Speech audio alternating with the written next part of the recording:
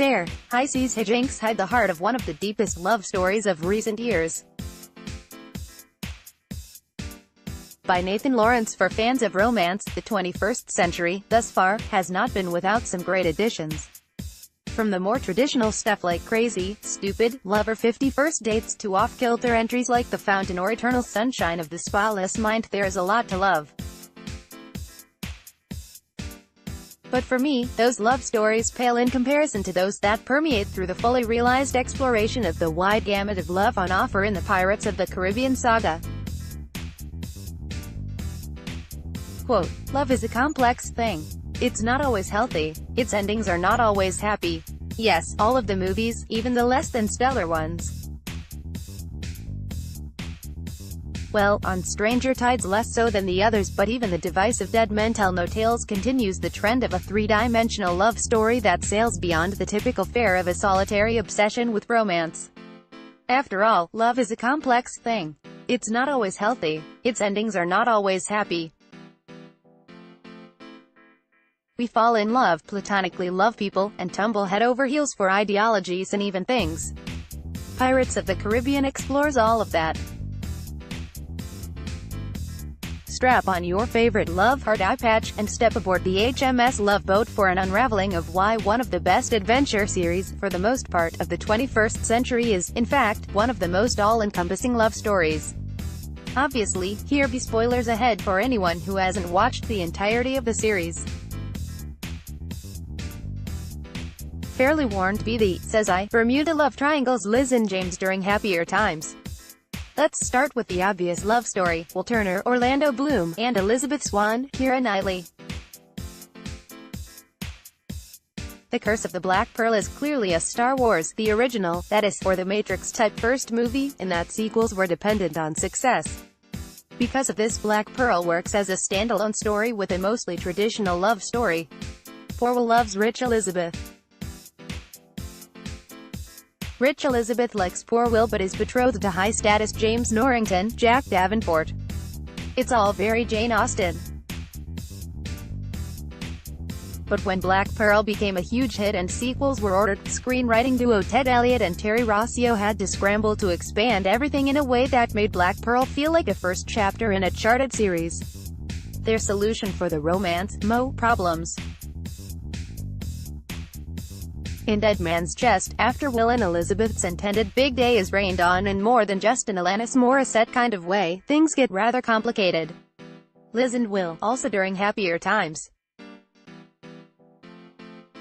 Elizabeth develops a bit of a thing for bumbling genius Jack Sparrow, Johnny Depp, which may or may not actually be a deep desire for the thing he loves most, more on that later.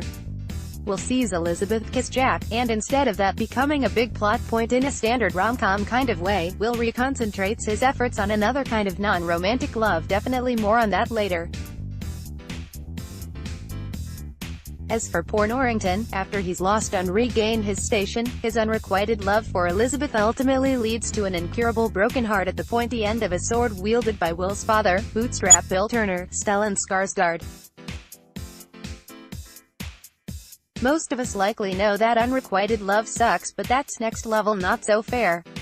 Just a couple of buddies hanging out, having a drink, sleeping with the fish is Norrington's not-so-happily ever-after ending for his unrequited love isn't the only sad romantic ending in the series. Jack's, admittedly, mostly backstory romance with Angelica, Penelope Cruz, ends shortly after their mutual dropping of the L-bomb, which sees Jack emotionally and physically marooning her. She tries to kill him with the pistol he leaves, as an alternative to dying from dehydration or starvation, no less. While other series make it rain love interests for main characters who haven't really had any, Pirates bucks the trend with Jack. Mutual droppings. Then there's Kraken-loving Davy Jones, Bill Nye, and his, again, admittedly, mostly backstory, love for goddess of the CTA, Calypso, Dalma, Naomi Harris. Not only did that rather salty love lead to Jones having the kind of face that only Sally Hawkins would swipe right on, but Calypso's tempestuous nature leads to his literal downfall via Maelstrom. Forbidden, kinda gross, love. Speaking of fishy love, there's also that age-old missionary loves mermaid tale in On Stranger Tides. Philip Swift, Sam Claflin, a mortally wounded missionary, is given the kiss of life by mermaid Serena Astrid Burgess Frisbee, before she drags him underwater. As you do. In fairness, legend tells us that a mermaid's kiss could magically make landlubbers breathe underwater. But On to Stranger Tides doesn't make this clear, so Philip is more likely sleeping with the fishes, rather than sleeping with that one fish lady. Even the main love story has a macabre ending in the original trilogy. Sure, Liz will tie the knot in the middle of an epic sword fight, good luck topping that, any other action movie ever, but that whole, in sickness and in health, part of their vows is almost immediately put to the test. Will is killed and his best frenemy Jack chooses to save the dearly departed Will he's grown to love by cursing him with a lifetime of ferrying souls and the reality of a booty call only once every decade. In fairness, Dead Men Tell No Tales rectifies this decade-long wait between sexy drinks when all oceanic curses are broken. More on that later, too. A familial kind of love. Ill-fated love isn't just reserved for the romantic kinds, either. Elizabeth's father, Governor Weatherby Swan, Jonathan Pryce, loves his daughter so much he quite literally sacrifices everything for her. He's stripped of his station, humbled to the role of errand boy, then murdered, but still manages to say goodbye to his daughter and offer essential plot information. Father of the Year, for sure. He has the mug and everything. On Stranger Tides takes an inverted approach to this father-daughter relationship between Blackbeard, Ian McShane, and Angelica. Where Swan courts ruin to protect his daughter, Blackbeard has no qualms with using Angelica as a disposable stepping stone to immortality. Loving someone in the Pirates universe really does seem to carry some mast-high disclaimers.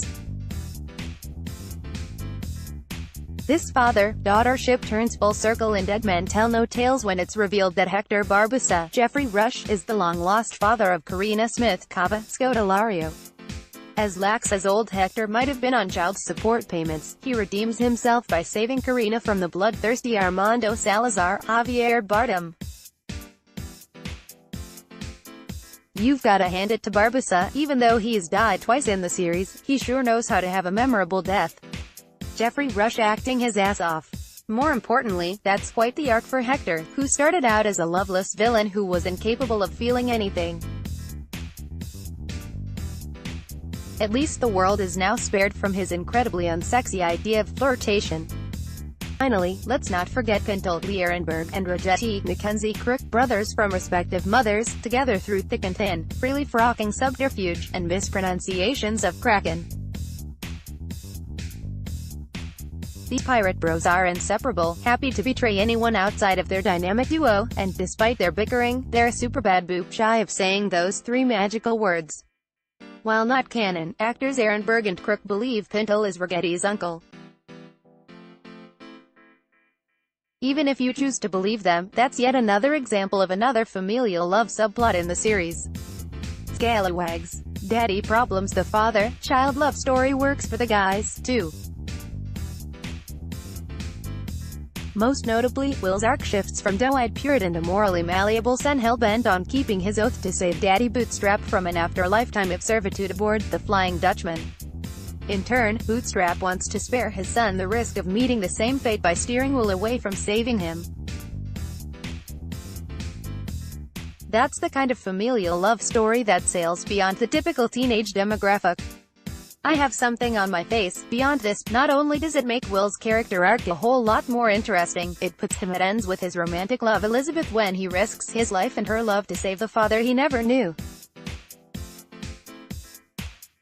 This theme is mirrored in Dead Men Tell No Tales when Will's son Henry Turner, Brenton Thwaites, is willing to risk his life to hunt down Poseidon's trident to break Will's lifetime of high seas servitude curse.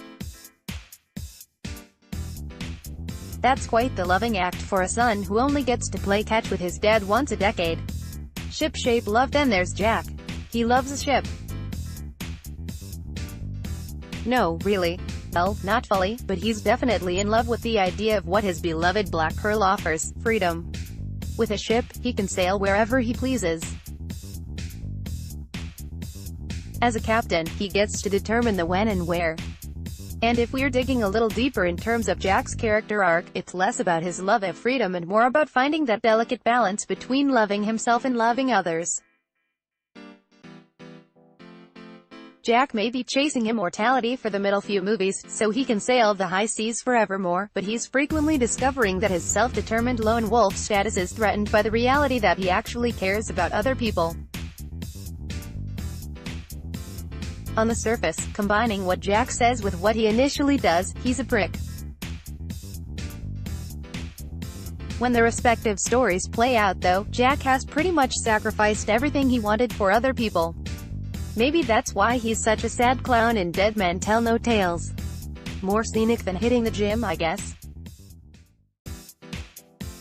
Naturally, there are many other reasons to love the Pirates movies, but it's the surprisingly deep and nuanced telling of these love stories, romantic and otherwise, that truly rewards on-repeat viewings.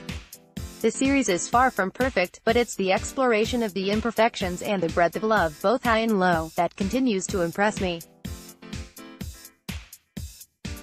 Nathan Lawrence is a freelance writer based in Sydney who specializes in games, film and unpopular opinions. Read why he believes Indiana Jones and the Kingdom of the Crystal Skull isn't as bad as you think here, and then say hey, nicely, please, on Twitter.